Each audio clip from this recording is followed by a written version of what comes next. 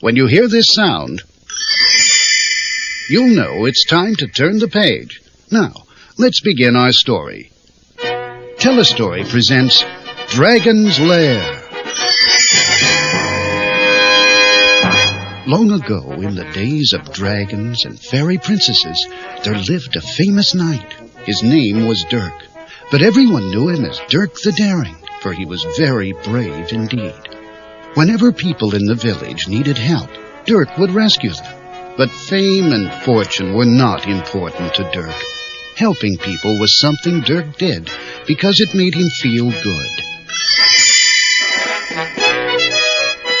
One day, the beautiful Princess Daphne was kidnapped by an evil wizard. Dirk knew he had to save the young princess. He also knew that the evil wizard would keep her deep inside the magic castle, in a place no one had ever escaped, the Dragon's Lair. As the sun rose, Dirk found himself at the entrance to the enchanted castle. Very quietly, Dirk approached the drawbridge. He started across the bridge and fell through the old rotting boards. Dirk found himself face to face with a pack of one-eyed serpents. With a mighty swing of his sword, Dirk scared away the serpents and made his way safely into the castle. The castle was dark and gloomy. Dirk wondered where to start looking for the princess. All of a sudden, an army of bats swooped down on Dirk, chasing him down a dark, rickety stairway. Dirk was quick and escaped the bats by ducking into a room at the bottom of the stairs. Inside the room was a large pot with something awful boiling in it. Dirk crept closer. Just then, the spirit of the evil wizard rose out of the boiling brew and reached out to grab Dirk. Dirk drew his sword, but before he could swing at the evil wizard, a trap door beneath Dirk's feet opened and dropped him into a pool filled with sea snakes. The sea snakes were no match for Dirk. He fought free with ease. Dirk climbed out of the pool, amazed to be alive. That had been a close call. The evil wizard had many tricks up his sleeve, and since he had 2 sleeves, he probably had 2 times as many tricks. If Dirk was going to rescue Princess Daphne, he would have to be more careful. But first, he had to find her. That turned out to be much easier than Dirk thought it would be. While walking through a dark hallway, Dirk suddenly heard Daphne. Save me! He ran toward her voice. Suddenly, a bunch of giggling skulls tried to surround him. Dirk jumped back and turned to run. A giant skeleton hand reached for him. Dirk swung his sword and shattered the bones. Dirk ran farther until he reached an open door at the end of the tunnel. He jumped through, ready for anything. Well, almost anything. Anything except a floating platform that suddenly began to fall. Down he went, faster and faster. If he didn't do something quick, he'd fall all the way to the bottom. So he jumped. Dirk landed on a broken bridge, but almost fell off because he lost his balance. He jumped just as the rest of the bridge gave way. Dirk took a deep breath. This place was really dangerous. Again, he heard the princess call out to him. Save me! Dirk knew that no matter how dangerous this place was, he had to find Daphne. The next room seemed safe. It was a great hall with a checkerboard floor and an old suit of armor at the far end. But as Dirk stepped into the room, the suit of armor came to life. It tapped its sword on the floor. Squares of freezing cold light started to rush down the floor toward Dirk. He jumped left. The freezing light followed. Dirk jumped to his right.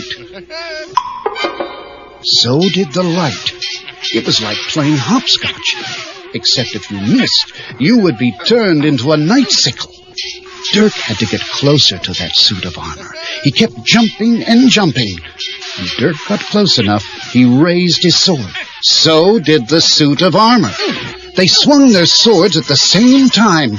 But Dirk was faster, and the suit of armor disappeared in a flash. Dirk entered another hall and found a horse made of iron. A tiny light on the saddle flashed.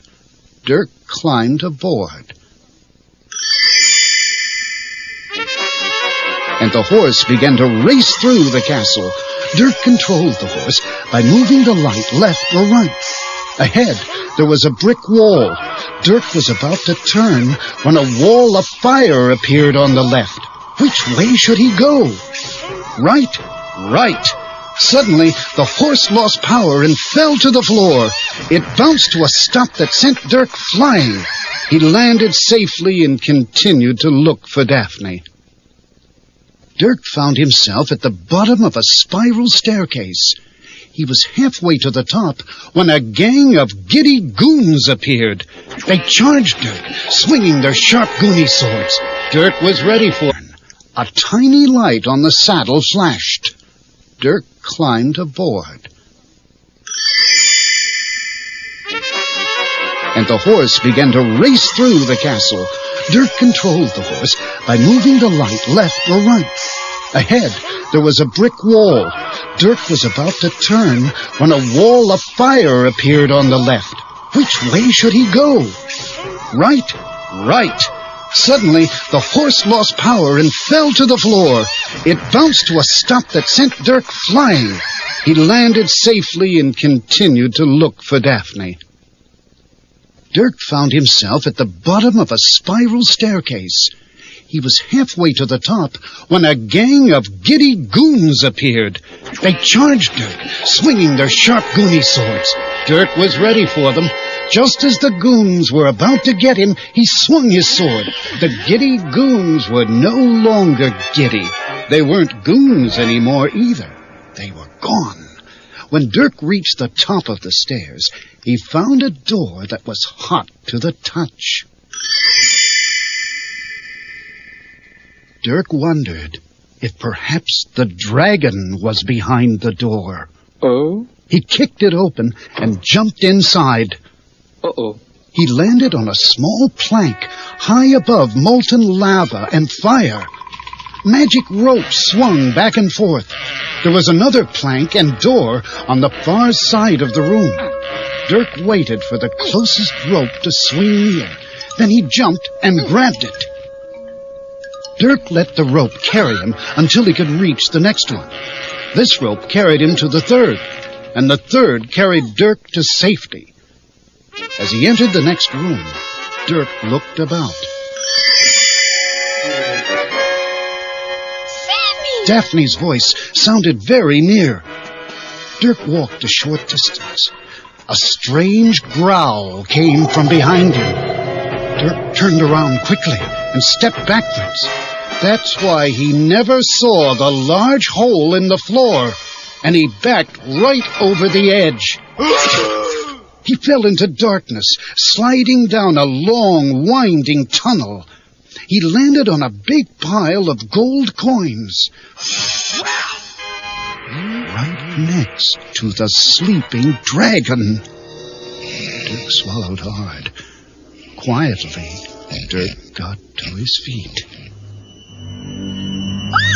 Daphne's voice had surprised Dirk, and his yell nearly woke the dragon. Dirk saw that Daphne was trapped inside a giant magic bubble. He wondered how he could get her out, but Daphne seemed to read his thoughts. The cage is locked with a key. The dragon keeps it around his neck. There it was, a shiny golden key tied around the dragon's neck. But how would Dirk ever get it? The dragon began to rise. Its ugly head went up and up until it was so high it almost touched the ceiling of the giant cave. Smoke blew from its nose. Fire shot out of its mouth. Dirk dived out of the way. The fire scorched the gold coins where he had been standing. The dragon chased after Dirk as Daphne helplessly watched. Dirk tried to hide behind a pillar, but the dragon found him. It reached around the pillar with its giant claws and tried to crush the knight. Dirk ran away again.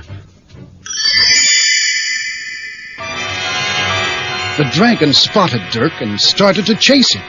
What could Dirk do? The dragon was too big to fight. Its claws, or fire, could reach him before Dirk could get close enough with his sword. Daphne pointed to a glowing sword which was stuck in a giant jewel. To slay the dragon, use the magic sword. Dirk had to get to the sword if he was going to save the princess. The dragon was coming right at Dirk and would be breathing fire any second. Dirk raced for the magic sword and pulled it from the giant jewel. The dragon took a deep breath and blew a burning stream of fire at Dirk. The magic sword acted as a shield for Dirk and